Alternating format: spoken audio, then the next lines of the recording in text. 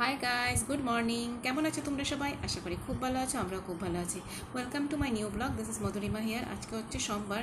তো আমি এখন মেয়েকে দেওয়ার জন্য টিফিনের জন্য ওর টিফিনে দেবো বলে দোসা বানিয়ে নিয়েছি তাড়াতাড়ি করে।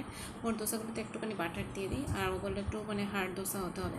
তো তাড়াতাড়ি করে দোসা বানিয়ে নিচ্ছি। আর এখন বাজে সকাল 7:30। মেয়েকে 7:45-এর মধ্যে সব কিছু টিফিন রেডি করে দিতে হবে। বর হচ্ছে ওরও আজকে অফিস যেতে হবে। ঠিক আছে, তাড়াতাড়ি করে সব কিছু করছি, এই আর কি। আর এদিকে একটু একটু হালকা বৃষ্টি হচ্ছে, মানে বৃষ্টি কালকে রাত্রে থেকে তেমন একটা বৃষ্টি হয়নি, আজকে সকালবেলা একটু হালকা বৃষ্টি হচ্ছে। তো মেয়েকে তবুও রেনকোট টেনকোট পরে সব রেডি করাচ্ছে বর।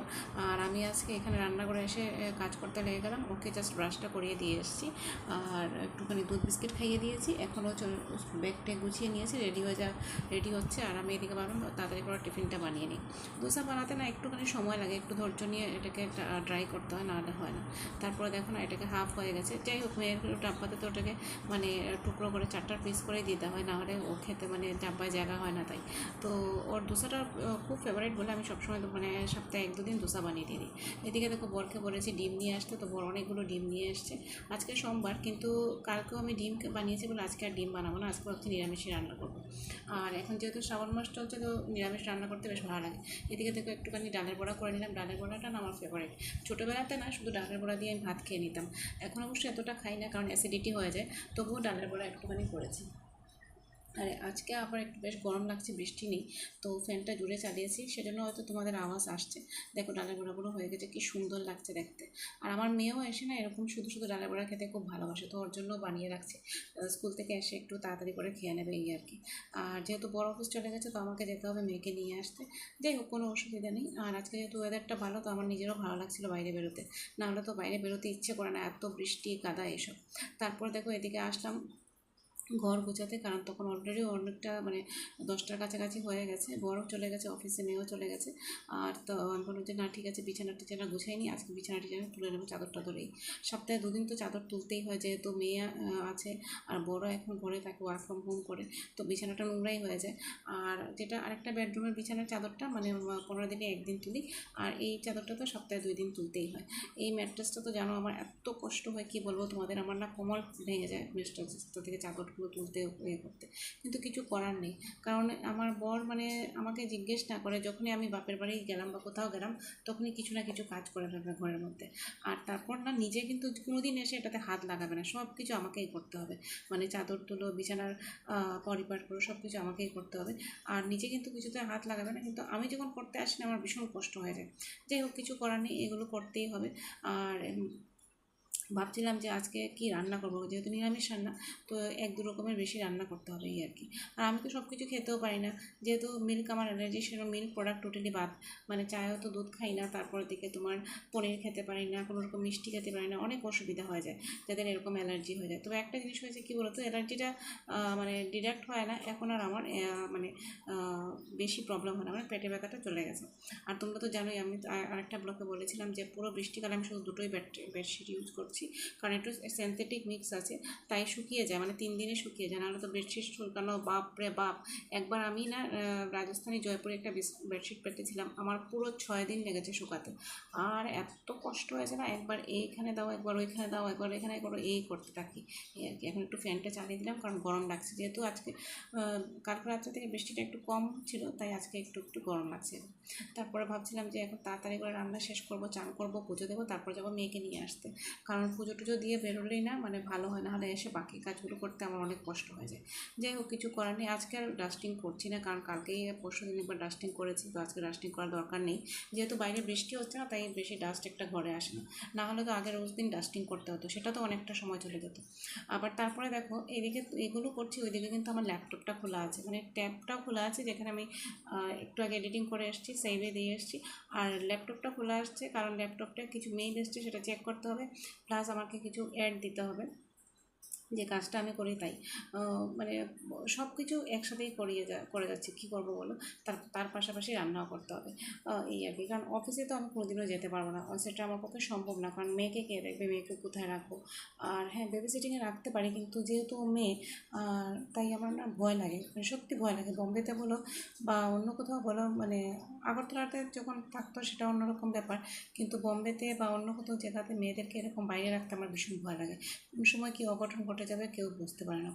আর এখন তো আমি পুরো ওকে সেভ করে রাখতে পারি, তখন কী হবে, কী শিখবে, কোন ভাষায় কথা বলবে, সেটাও একটা মানে বড় জিনিস। যাই হোক, অনেক ভালো ভালো বেবি সিটিংও আছে।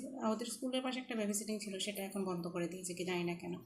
আর তাই আমি আর ওকে এখন বেবি সিটিংয়ে দিচ্ছি না। আর আমি দেখলাম যে বেবি সিটিংয়ে যাওয়ার পরে না, মানে বাচ্চাদের একটু যদি বুঝ না হয় তো বেবি সিটিংয়ে গেলে অসুবিধা। কারণ আমার মেয়ে ভীষণ টুয়ার্ডস ইন্ট্রো টাইপের মেয়ে, ও কোনো সময় কিছু বলে না, মানে ওর খিদে পেলেও বলবে না, ওর কী চাই সেটাও বলবে না। ক্লাসে দাঁড়িয়ে ইভেন মানে ওর খাতা অন্যরা ছেড়ে দিচ্ছে সেটাও ও কমপ্লেন করবে না, এত টুয়ার্ডস ইন্ট্রো মেয়ে। জানি না ফিউচারে ও কী করে ম্যানেজ করবে। তোমরা সবাই আশীর্বাদ করো যাতে ও সব কিছু ভালোভাবে ম্যানেজ করতে পারে। তো আমিও জানি সাই বাবা আছে, সাই বাবা সব কিছু ঠিক করে দেবে। ও মানে একটু টকেটিভ হবে, ওর নিজেরটা নিজে বুঝতে শিখবে এরকম। এখন ছোট তাই, কিন্তু তবুও আমি ওকে রোজদিন বলি যে তোমার মানে টিচারকে গিয়ে জিজ্ঞেস করো, বলে আমাকে যেতে দেয় না, আমার খাতা ছিঁড়ে দিয়েছে। তাই বলছি তুমি বলো টিচারকে, কমপ্লেন করে যে ওর পাশে বসবে না। কিন্তু জানো না, ও কমপ্লেন করতে পারে না। ও বলে না ও আমার বেস্ট ফ্রেন্ড, আমি কেন ওর এগেনস্টে কমপ্লেন করবো এরকম। তো অনেক বাচ্চারা থাকে যারা মানে শুধু স্যাক্রিফাইস করতে পারে। তো আমি চাই না আমার মেয়ে ছোটোবেলা থেকে স্যাক্রিফাইসিং নেচার হোক বা স্যাক্রিফাইস করে বড় হোক। কারণ যারা স্যাক্রিফাইস করে না, ওরা পুরোটা জীবনেই স্যাক্রিফাইস করতে থাকে।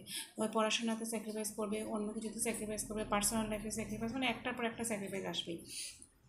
যারা সব কিছু আদায় করে নিতে চায় না, ওরা ঠিকই সব কিছু পেয়ে যায়।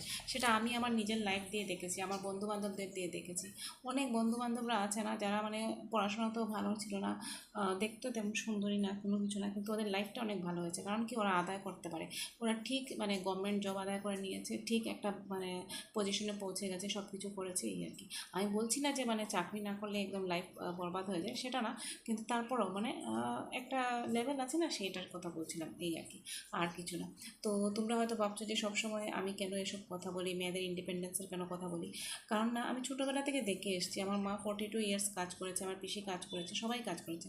সেজন্য না, আমি মেয়েদের ফাইন্যান্সিয়াল ইন্ডিপেন্ডেন্সটা মানে খুব মানে সেটা আমার মানে একটা মেইন জিনিস। আমি মনে করি যে যদি ফাইন্যান্সিয়াল ইন্ডিপেন্ডেন্স থাকে না, তাহলে তোমার কাছে সব কিছু আছে, আর না হলে কিছুই নেই। সেটা আর কি। যাই হোক, বর তো আছেই তারপরও। তো যাচ্ছি এবার রান্না করতে। দেখো আমি বেগুন সিদ্ধ করে নিয়েছি, কারণ আজকে ভাবছিলাম বেগুনের ভর্তা বানাবো, তাই বেগুনটা সিদ্ধ করে নিয়েছি। আর এদিকে দেখো আমার অলমোস্ট রান্নাগুলো শেষ হয়ে গেছে। মেয়ের জন্য হালকা করে পনিরের ঝোল করেছি, পাতলা করে, সেটা আজকেও খেতে পারবে, কালকেও খেতে পারবে। আর বরের জন্য দেখো ঘুগনি বানিয়েছিলাম। ঘুগনিটা না আমি কালকে ছোলা ভিজিয়ে বানিয়েছিলাম, আর আজকে বললাম যে একটুখানি গরম করে রেখে দিই। এদিকে দেখো মেয়েকে আনতে স্কুলে যাচ্ছি, আর এখানে মানে অন্য ভাবিরা বসে গল্প করছে। ওরা বাচ্চারা নিচে খেলছিল, ওরা গল্প করছে, কারণ আজকে রোদ উঠেছে তাই। দেখো কি সুন্দর রোদ উঠেছে। আমি গিয়ে পৌঁছে গেছি, স্কুল অলরেডি ছুটি হয়ে গেছে, মানে বেজে গেছে 2:05। তো 2টোর সময় ছুটি হয়ে যায়, ছুটি হয়ে গেছে। আর এই দেখো ওর ক্লাসমেটটা যাচ্ছে। তো আমি তাড়াতাড়ি করে হেঁটে যাচ্ছি, কারণ আমি জানি ও দাঁড়িয়ে থাকবে, আর একটু দেরি হলে না ও মানে জিজ্ঞেস করে মামা কেন দেরি হয়ে গেছে। কিন্তু আমি তো চান টান করে পুজো টুজো দিয়ে সব কাজ শেষ করে আমাকে যেতে হয়। তার মাঝখানে ল্যাপটপ নিয়ে বসতে হয়, ট্যাব নিয়ে বসতে হয়, সব কিছু করতে হয়, এই আর কি। তো চলো এবার মেয়েকে নিয়ে নিলাম। দেখো আমার পাশাপাশি মেয়ে হেঁটে আসছে। আর আজকে ওদের পিটি ছিল, কিন্তু জানো না পিটির ইউনিফর্মটা আমি ওকে দিতে পারিনি, কারণ লাস্ট 2 ডেজে মানে অনেক বৃষ্টি ছিল বলে ওর ইউনিফর্মের যে কোমরের যে ইলাস্টিকটা সেটা কিছুতেই শুকাতে পারছিলাম না। তো সেই জন্য আজকে আমি নর্মাল ড্রেস পরেই ওকে পাঠিয়েছি। তো আমাকে ও বলছিল, ক্লাসের টিচার ওকে জিজ্ঞেস করেছে যে পিটির ইউনিফর্ম কেন পরে আসেনি। তো আমি বললাম তুমি বললে না কেন যে 2 দিন বৃষ্টি থাকায় মানে এত বৃষ্টি থাকে মামা শুকাতে পারেনি। এই তো আজকে এখন শুকিয়ে যাবে, কালকে অবশ্য পিটি আছে, তখন সেটা পরিয়ে পাঠিয়ে দেবো, এই আর কি। আর এই ছাতাটা দেখো আমার বড়ের অফিস থেকে দিয়েছে, অফিসের ছাতা, এত বড় ছাতা আমি আগে নিতাম না, এত বড় বড় ছাতা এখন নিয়ে যাই। কারণ না এত বেশি বৃষ্টি, হাওয়া, এখানে প্রচণ্ড হাওয়া, আর সেজন্য না ছাতা উড়ে চলে যায়, 2-3 বার উড়েও চলে গেছে। তারপর দেখো রাতের বেলা যখন মানে মেয়েকে নিয়ে টিউশন থেকে ফিরছিলাম, আজকে চাঁদ দেখা যাচ্ছে, কারণ তোমাদেরকে বলেছিলাম না বৃষ্টি নেই। তো আমি আর আমার মেয়ে মিলে একটুখানি ভিডিও বানিয়ে নিলাম। মেয়ে বলছিল মামা চাঁদের সাথে ভিডিও বানাও, তো চাঁদের সাথে একটুখানি ভিডিও বানিয়ে নিলাম। তারপর দেখো ঘরে ওর সারপ্রাইজ হয়ে গেছে, কারণ ওর একটা গিফট এসছে। কী বলো তো, 15th অগাস্ট সামনে আসছে। তো 15th অগাস্টে ওকে না মানে বিকশিত ভারতের উপর স্পিচ বলতে হবে, তো সের জন্য ওইরকম ড্রেসও চাই। তো সের জন্য ওর জন্য এই শাড়িটা আমি অর্ডার করেছিলাম অ্যামাজন থেকে, তো এসছে। আর দেখো পেয়ে কী খুশি হয়ে গেছে।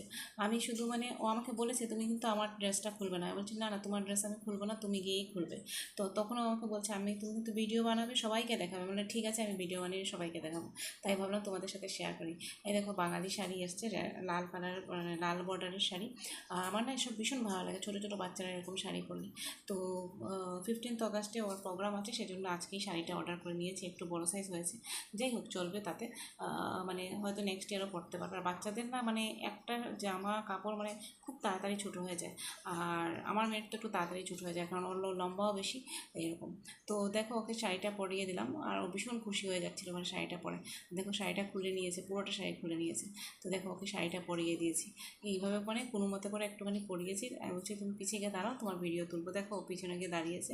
কেমন লাগছে বলো আমার লক্ষ্মী মাকে? আমার লক্ষ্মী মা এবার যাবে স্পিচ দিতে। তো তোমরা সবাই আশীর্বাদ করে যাতে ও ভালো করে স্পিচ দিতে পারে। তারপর দেখো আজকে ওকে নিয়ে আসলাম নিচে, যেহেতু বৃষ্টি নেই, ওকে বললো একটু সাইকেল চালাতে, তাই। আর ভীষণ খুশি হয়ে গেছে সাইকেলটা নিয়ে আসতে। আমাকে বলছিল মাম্মা আমি সাইকেল চালানো ভুলেই গেছি। তো ওকে সাইকেলটা চালাতে নিচে নিয়ে আসলাম। অন্য সময় নিয়ে আসি না, কারণ সব বাচ্চারা খেলতে থাকে, তো ওর চালাতে অসুবিধা হয়। তো এখন নিয়ে আসলাম খাওয়া দাওয়ার পরে, কারণ এখন বাচ্চা 11:30। তারপর ও সাইকেল চালাবে, ঘুরে যাবে, তখন আমি ওকে ঘুম পাড়িয়ে আমি ভিডিও এডিটিংয়ে লাগবো, এই আর কি। তো চলো বন্ধুরা, আজকের দিনটা এইভাবেই কাটালাম। আজকের দিনে বৃষ্টি ছিল না, বেশ আনন্দ লাগছিল মনটা। আর মেয়ের জন্য একটা ভালো গিফটও এসে গেলো। তো আশা করি তোমাদের আমার ব্লগটা ভালো লেগেছে। তোমাদেরকে অনেক ধন্যবাদ আমার পাশে থাকার জন্য, এভাবেই সাথে দিও। আর প্লিজ আমার ব্লগটা শেয়ার করে নিও। দেখা হবে নেক্সট ব্লগে। Till then ta-ta, bye bye, have a nice sleep. আর দেখা হচ্ছে নেক্সট ব্লগে। Till then ta-ta, bye by.